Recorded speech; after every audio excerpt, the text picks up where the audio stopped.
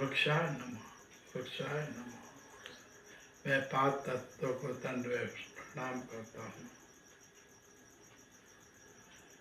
इससे पहले मैंने एपिसोड में ये बताया कि शक्ति है, ये शक्ति के बच्चे के बाद माँ बाप को सुख और शांति आनंद देना यह प्रथम कर्तव्य होता है। कोई भी जीव है, ये अपने अपने लेवल से वो अपना जीवन जीते हैं। उसी तरह उन्हीं बच्चों को, माँ बाप को, नारी जाति से लेकर उनका गुण से लेकर मैंने सब बात तो बताई। अभी मैं इनके बारे में बताऊंगा कि वास्तविक मैंने पेड़ को पूछा कि जो ये कर रहे हैं वो वास्तविक सही है कि नहीं।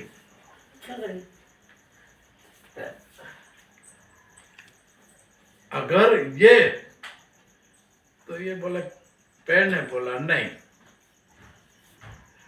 जो जैसे कर रहे हैं वास्तविक मेरे विचार से विरोध है। तो ये बोलते हैं कि उपवास है, ध्यान है, इनके बारे में अलग अलग बताते हैं। तो ये बात सही है। तो इनको ध्यान,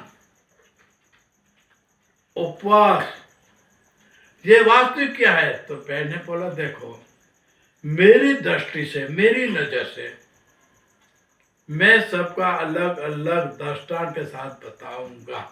आप मानो कि नहीं मानो वो आपकी मर्जी है। उपवास मैं एक एक बात बता के जाऊंगा, इसके बाद में इनका एपिसोड के अंदर ही बताऊंगा। जो आधी बात रह गई होगी तो मैं आधी बात के अंदर दूसरे एपिसोड में भी बताऊंगा। हाँ, उपवास आपकी नजर में उपवास किसको बोला जाता है? खाना नहीं खाना इसको। तो वो तो पूरा दिन नहीं खाएगा तो उनके बारे में ही सोचेगा।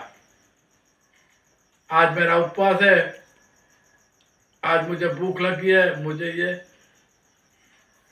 उपवास है, आज मुझे खाना खाना था, नहीं खाया, खाने के बारे में पूरे दिन सोचते रहेगा। तो इसको उपवास कहते हैं? नहीं, मेरे पेड़ ने, मेरे पास तत्व ने मुझे बिल्कुल मना किया कि इसको उपवास नहीं कहते। उपवास उनको कहते हैं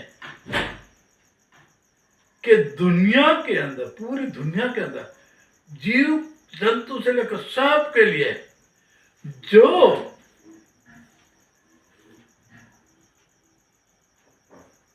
चीज में रुचि लग जाए उन चीज को छोड़ नहीं सकते। दृष्टांत की ओर से